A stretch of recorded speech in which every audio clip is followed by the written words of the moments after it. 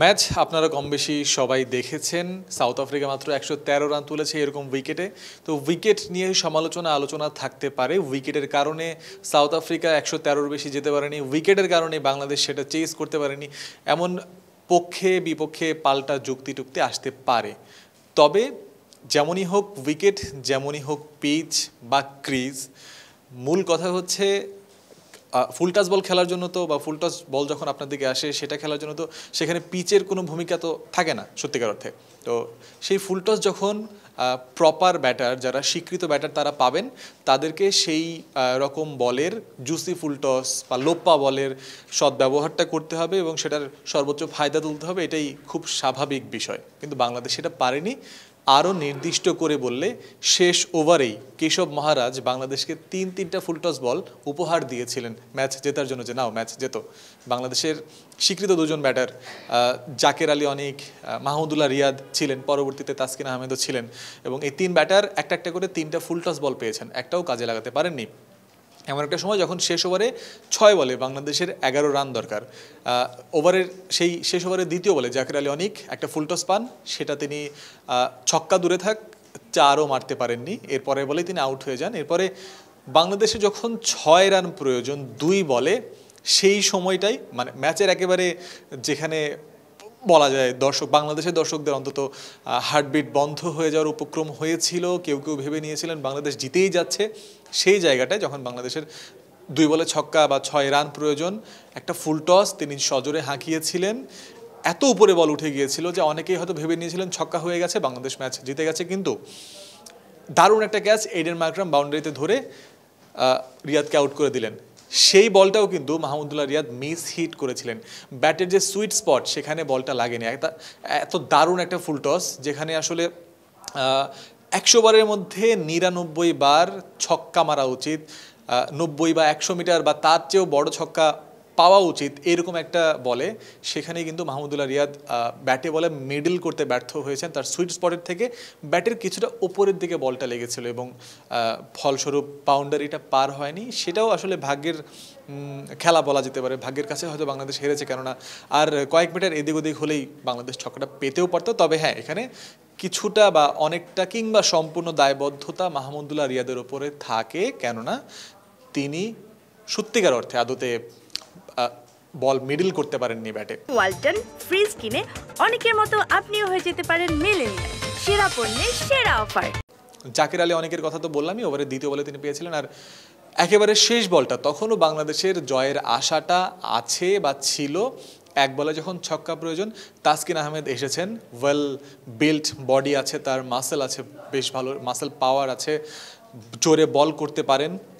তো সেই জায়গা থেকে তাসকিনের উপরে সেই আশাটা হয়তো অনেকে করেছিলেন, কিংবা সকল বাংলাদেশি সমর্থক করেছিলেন তিনিও ছক্কা হাঁকাতে পারবেন। আগেও আমরা দেখেছি তাসকিনের কাছ থেকে বাউন্ডারি এসেছে, তিনি ছক্কা মেরেছেন, তিনি 4 মেরেছেন। তাসকিন পারেন না যে একেবারেই না, পাওয়ার হিটিং ট্রেনিং তিনিও করেছেন, বা অনেক সময় আমরা অনেক ক্ষেত্রেই দেখেছি যে তিনি বড় বড় ছক্কা মেরেছেন, প্র্যাকটিসে হোক কিংবা ম্যাচে।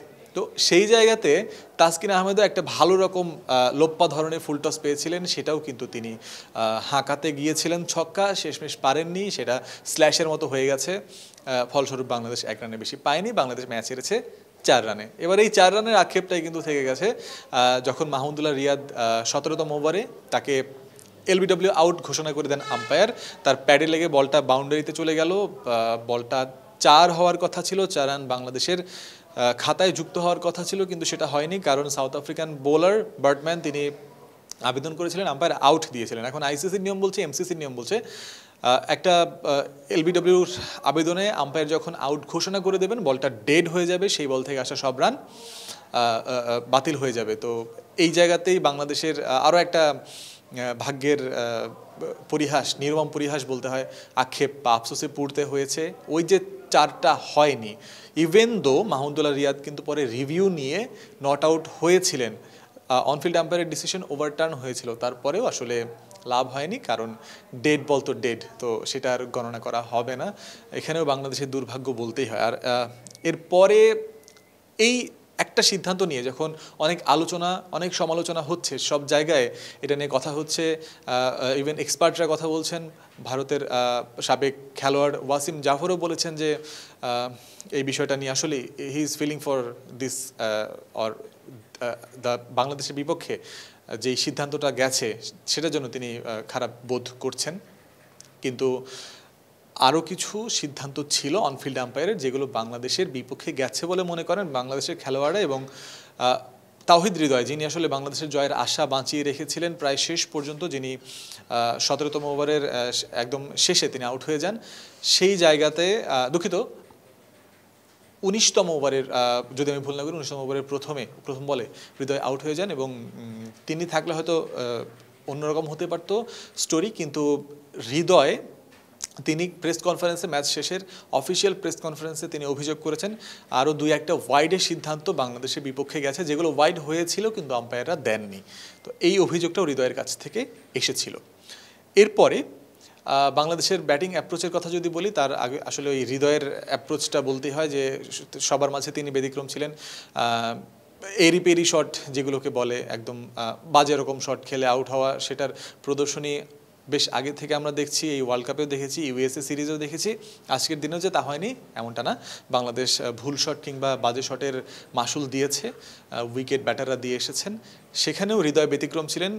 বরাবর ইদানিংকালের একটা রীতি হয়ে দাঁড়িয়েছে, টপ অর্ডার মিডল অর্ডার ব্যর্থ হবে, মাহমুদুল্লাহ রিয়াদ আসবেন, তাওহিদ হৃদয় আসবেন, তারা ভালো খেলবেন, দলকে আশা যোগাবেন, কোনো দিন দলকে জেতাবেন, মাঠ ছাড়বেন, কোনো দিন হয়তো জেতাতে পারবেন না, জয়ের যেই ধারাটা সেটাতে বাংলাদেশ পৌঁছাতে পারবে না, তীরে এসে তরি ডোবার মতো অবস্থা হবে। কিন্তু ম্যাচ শেষে স্কোর কার্ডে রিয়াদ কিংবা হৃদয়ের নামে জলজল করবে যে হ্যাঁ তারা লড়াই করেছিলেন। এমন একটা নিয়মিত পর্যায়ে চলে এসেছে বিষয়টা, আজকেও তাই। 34 বলে হৃদয় 37 রান করেছেন, তিনিই অন্যদের থেকে ব্যতিক্রম ছিলেন, এবং হৃদয় তিনি সেটা নিজেও বলেছেন, বাংলাদেশ যে হেরেছে সেটার দায়ভার তার নিজের কাঁধে নিয়েছেন। হৃদয় বলেছিলেন যে আমি যদি থাকতে পারতাম, ফিনিশিং টাচটা আমার দেওয়া উচিত ছিল, ফিনিশিংয়ের দায়িত্বটা আমার নেওয়া উচিত ছিল, আমি থাকলে আমি জেতাতে পারতাম, আমি বিশ্বাস করি আমি ছিলাম না বলে বাংলাদেশ ম্যাচটা হেরেছে, আমার থাকা উচিত ছিল। তো দায়ভারটা হৃদয় নিজের কাঁধে নিয়েছেন, কিন্তু সেই দায়ভারকে অন্যরা নিজেদের কাঁধে নিচ্ছেন বা নেবেন, কারণ শুরুর দিক থেকেই তো বাংলাদেশের অবস্থা খুব একটা ভালো ছিল না, স্পেশালি মাঝের দিকে যখন পাওয়ার প্লে শেষ হয়ে যায় এর পরপর কয়েকটা উইকেট বাংলাদেশ হারিয়ে ফেলে। যদি আমি ভুল না করি তাহলে বাংলাদেশ 7 থেকে 10 ওভার, এই 4 ওভারের মধ্যে 3টা উইকেট হারিয়েছে 21 রানের ব্যবধানে, এবং এই জায়গাটাতেই 2টা উইকেটের কথা আলাদা করে বলতে হয়। সাকিব আল হাসান এবং নাজমুল হোসেন শান্ত, সাকিবের উইকেটটা কেমন ছিল, তিনি হুক করতে গেছেন, স্টাম্প কাভার করে তার খুবই ইনিশিয়াল পর্যায়ে ইনিংসের একটা শর্ট পিচ ডেলিভারি ছিল, সেটা হাফ পুল হাফ হুক টাইপের একটা শট খেলতে গিয়ে তিনি ক্যাচ তুলে দিয়েছেন। আসলে তার কোনো প্ল্যানিং ছিল না কি ছিল কোনো কিছুই বোঝা যায়নি তার ব্যাটিংয়ে, আসলে আনপ্ল্যান্ড একটা ব্যাটিংয়ের অবস্থা বলা যেতে পারে। নাজমুল হোসেন শান্ত তিনিও একটা শর্ট পিচ ডেলিভারি পেয়েছিলেন, তিনিও পুল হাঁকাতে গিয়েছিলেন এবং ফলশ্রুতিতে ক্যাচ তুলে দিয়ে এসেছেন। আজকের ম্যাচে এটাই ছিল হাইলাইট পয়েন্ট যে যেই ব্যাটাররাই যখনই বড় শট খেলতে গেছেন, তুলে মারতে যাওয়া লফটেড শট খেলতে গেছেন, ক্যাচ তুলে দিয়ে চলে এসেছেন, এবং যেটা কাল হয়ে দাঁড়িয়েছে একই অবস্থান। ওই স্পেশালি শান্ত এবং সাকিবের আউটের যে বিষয়টা, নরকিয়া যে খুবই ভয়ঙ্কর বোলার বরাবরই, সাউথ আফ্রিকার হয়তো নরকিয়াই যে কয়জন বোলার বাংলাদেশের দেখে খেলতে হতো, মনোযোগ দিয়ে বা সেফলি খেলতে হতো, তাদের মধ্যে হয়তো নরকিয়া অন্যতম, এবং নরকিয়ার পরপর ওই শর্ট পিচ বলেই কিন্তু শান্ত সাকিব হুক কিংবা পুল করতে গিয়েই উইকেট বিলিয়ে দিয়ে এসেছেন। হৃদয়কে জিজ্ঞেস করা হয়েছিল যে আসলে তাদের অ্যাপ্রোচটা, তাদের শর্ট প্লেয়িংয়ের ধরনটা ঠিক লেগেছে কিনা আপনার কাছে। হৃদয় কিন্তু তাদের পক্ষ নিয়েছেন, বলেছেন যে হ্যাঁ তাদের শট ঠিক ছিল, এতে কোনো ভুল ছিল না, এবং হয়তো আজকে মিসকিউড হয়েছে এই জন্য তারা আউট হয়ে গেছে, নেক্সট দিন সেটাই ব্যাটে বলে ঠিকঠাক হবে এবং ছক্কা হবে সেই আশাই হৃদয় করেছেন। তো হৃদয়ের মাইন্ডসেটটা স্পষ্ট, তার কথা থেকে ইভেন তিনি যত ইনিংস খেলছেন সেখান থেকেও বোঝা যায় তিনি আসলে কি অনুযায়ী খেলতে চান, কোন পরিস্থিতিতে কী অবস্থায় খেলতে চান, সেটা আজকে তিনি নিজ মুখেও বলেছেন যে পরিস্থিতি যেমন হোক আমি রান করতে চাই, যখন আমি খারাপ বল পাবো আমি বাউন্ডারি মারার চেষ্টা করব। তো আজকে অনেক দূর পর্যন্ত সেটা করছিলেন, 37 রান পর্যন্ত করেছিলেন, মাহমুদুল্লাহ রিয়াদের সাথে 44টা রান জুটি গড়েছিলেন, কিন্তু শেষ পর্যন্ত অল ওয়েন্ট ইন ভেন, আসলে বাংলাদেশ ম্যাচ জিততে পারেনি। তবে হৃদয় এই কথা বলেছেন, হৃদয়কে আরও একটা প্রশ্ন করা হয়েছিল যে আসলে বাংলাদেশ এই সুপার এইটে যাওয়ার মতো দল কিনা। হৃদয় বলেছেন যে শুধু সুপার এইট না, আমি বিশ্বাস করি বাংলাদেশ সুপার ফোর অর্থাৎ সেমিফাইনাল বা ফাইনাল খেলার মতো দল, এবং আমি এটাই চাই। ইভেন কয়েকদিন আগে বিসিবির প্রকাশিত রেড গ্রিন স্টোরিতে হৃদয় বলেছিলেন বাংলাদেশের ট্রফি জেতা উচিত, বাংলাদেশের কাপ জেতা উচিত। তবে ম্যাচ আসলে বাংলাদেশ যা আশা জেগেছিল জয়ের, সবটাই বলা যায় যে যেহেতু টপ অর্ডার মিডল অর্ডারের অনেকখানি অংশ ব্যর্থ হয়েছেন, সেই জায়গাতে মাহমুদুল্লাহ রিয়াদ এবং তাওহিদ হৃদয়ের জুটিতেই ম্যাচটা অনেক দূর এগিয়েছিল। আগে পরে সবই আসলে বলার মতো অবস্থান নেই। তানজিদ তামিম তিনি 9 রান করেছেন, নাজমুল হোসেন শান্ত 23 বল খেলে 14 রান করেছেন, লিটন দাস 13 বলে 9 রান, সাকিব আল হাসান 4 বলে 3 রান। তো সব মিলে যখন একটা দলের ব্যাটিং কার্ডের প্রথম কয়েকজনের অবস্থান এমন দেখাবে, তখন সেই দল জিতবে সেটা আশা করাটা হয়তো বোকামি, এবং জিতলেও অনেক কষ্টার্জিত জয় হতো। সেটা বাংলাদেশের ক্ষেত্রে সেই জয়টা আসেনি। তবে ব্যাটিংয়ের সমালোচনার জায়গা অনেক থাকতে পারে, অনেক আছে, কিন্তু বোলিংটা বাংলাদেশে আসলে বলতে হয় টপনচ হয়েছে। তানজিম হাসান সাকিব বাংলাদেশের বোলিংয়ের হাইলাইট বলতে গেলে তিনি 4 ওভারে 3টা উইকেট নিয়েছেন, 18 রান দিয়েছেন। তাসকিন ভালো বল করেছেন, 2টো উইকেট নিয়েছেন।